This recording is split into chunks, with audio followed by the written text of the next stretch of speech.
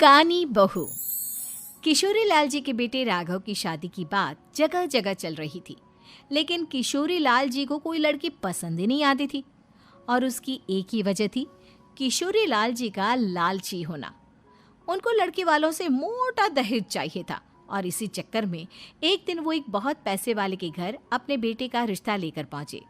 उस आदमी का नाम था ओम प्रकाश। देखिए किशोरी लाल जी, मेरी एक ही बेटी है और मेरी सारी संपत्ति जायदाद सब कुछ मेरी बेटी नैना का ही है।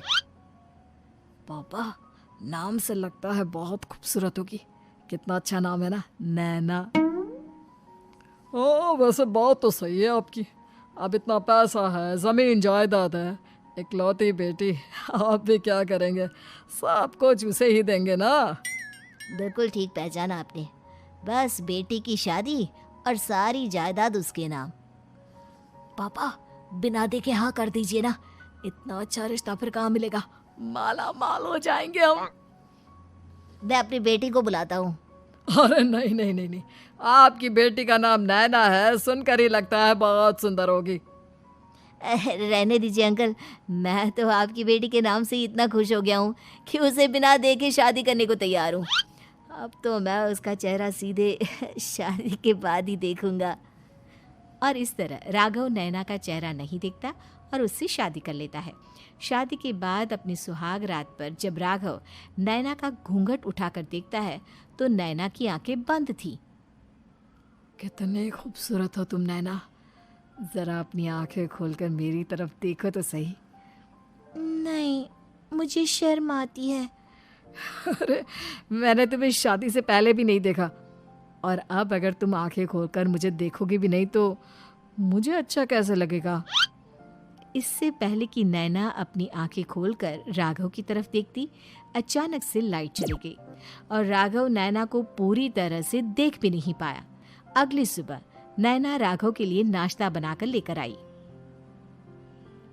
अरे ये क्या, आधा पराठा सेका हुआ है और आधा बिल्कुल कच्चा। ये तुमने क्या किया नैना? बहू, तुमने क्या आधा पराठा तवे से नीचे लटका कर रखा था, जो आधा सेका है और आधा कच्चा? मुझे जितना दिखेगा उतना ही तो सीखूंगी ना पापा जी। जहाँ जहाँ मुझे नजर आ रहा था वहाँ मैंने सीख लिया, जहाँ जहाँ नहीं दिखा वहाँ कच्चा रह गया होगा। इसका क्या मतलब है? ये कैसा मजाक कर रही है तुम? अरे बहू, तुमने इतना लंबा घूंघट क्यों लगाया हुआ है? देखो, हमारे घर में बहुओं को बेटी की तरह रखा जाता है, और फिर तुम तो इतना सारा माल लेकर आई हो। देखो, ये घूंघट डालकर रखने की कोई ज़रूरत नहीं है। हाँ नैना, पापा जी ठीक कह रहे हैं, तुम तो आराम से रहो, अपना ही घर समझो। नैना अचानक से अपना घूंघट उठा लेती है। अरे ये क्या पापा, नैना की तो एक आंख फूटी हुई है। नाम से नैना, लेकिन ये तो कानी बहू निकली। मेरे साथ धोखा हुआ है, धोखा। बिना दिखाए अपनी कानी लड़की मेरे संग ब्याह दी। मुझे कानी बीवी नहीं चाहिए। मुझे अभी ओम प्रकाश जी से बात करनी पड़ेगी। आखिर उन्होंने मेरे साथ ऐसा किया क्यों? अरे, आप लोगों ने ही तो पापा से कहा था कि आप लोग शादी से पहले मुझे देखना नहीं चाहते।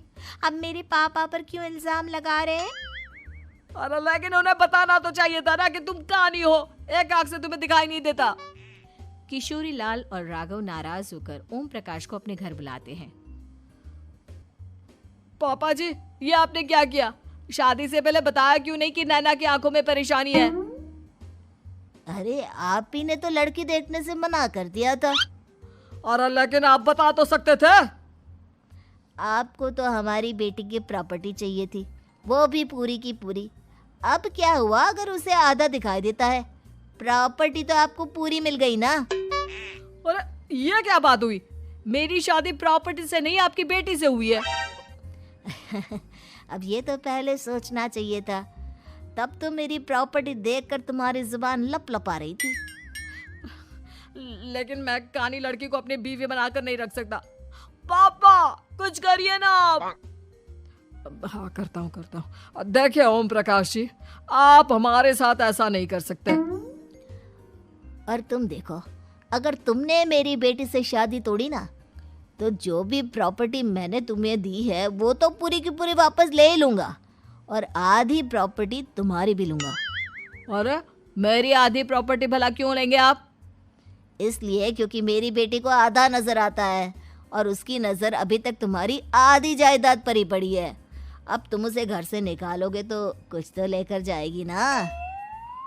और अगर हम आपकी बेटी को अपने घर की बहू बना कर रखे तो? तो तुम्हारी पूरी प्रॉपर्टी तुम्हारी ही रहेगी, और जो मैंने तुम्हें दिया है ना, उसमें से बस मैं आधा लेकर जाऊंगा। अरे लेकिन अब आप अपनी दी हुई प्रॉपर्टी में से आधी वापस क्यों लेकर जाएंगे? अगर मैं आपकी बेटी को अपनी पत्नी बनाकर रखने को तैयार हूं तो? इसलिए ताकि भविष्य में अगर तुम मेरी बेटी को धोखा दो तो उसके पास कुछ तो रहे जो पति का हो। वैसे मेरे पास तो बहुत कुछ है, लेकिन अपने पति की कोई निशानी तो उसके पास होनी चाहिए ना। अब अगर तुमने मेरी बेटी को कहानी कहा तो तुम्हें प्रॉपर्टी भी कहानी ही मिलेगी, पूरी नहीं। जमाए राजा। किशोरी लाल और राघव समझ चुके थे कि वो बुरी तरह फंस चुके हैं और अब उनके पास वहां से निकलने का कोई चारा नहीं है। अब समझ में आया ना, लालच बुरी बला होती है। एक तो तुम्हें प्रॉपर्टी मिली, ऊपर से बीवी मिली, उसमें तुम्हें नखरे भी दिखाने हैं। आए बड़े, चुपचाप बैठो दोनों। कुछ दिनों के बाद नैना राघव की कार लेकर बाजार घूमने निकलती है और जब कार लेकर वापस आती है, ये क्या? एक तरफ से मेरी गाड़ी पूरी खराब हो चुकी है।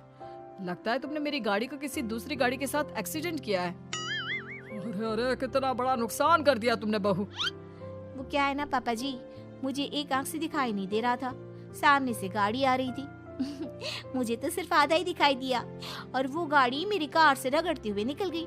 अब मैं क्या करूं बताओ? आप इसे ठीक कराने के पैसे कौन देगा? तुम्हारे पापा। तुमने मुझसे इस तरह से बात की? अभी रुको। नैना राघव की शिकायत ओम प्रकाश को कर देती है। देखो राघव, अब जो मेरी आधी प्रॉपर्टी तुम्हारे पास थी ना, उसमें से आधी और मैं लेकर जाऊंगा, क्योंकि तुमने मेरी बेटी को डांटा। अरे नहीं नहीं पापा जी, गलती हो गई, माफ कर दो। गलती की तो कोई गुंजाइश ही नहीं। अगली बार मेरी बेटी को डांटा तो बची हुई आधी में से आधी और ले जाऊंगा।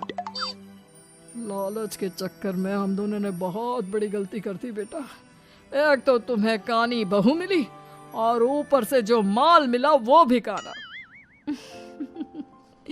इस तरह राघव की हर एक गलती पर ओम प्रकाश उसकी प्रॉपर्टी का आधा आधा हिस्सा लेकर अपना सारा माल वापस ले गया और राघव को कानी बीवी से काम चलाना पड़ा। भाई लालच वाकई में बुरी बला है।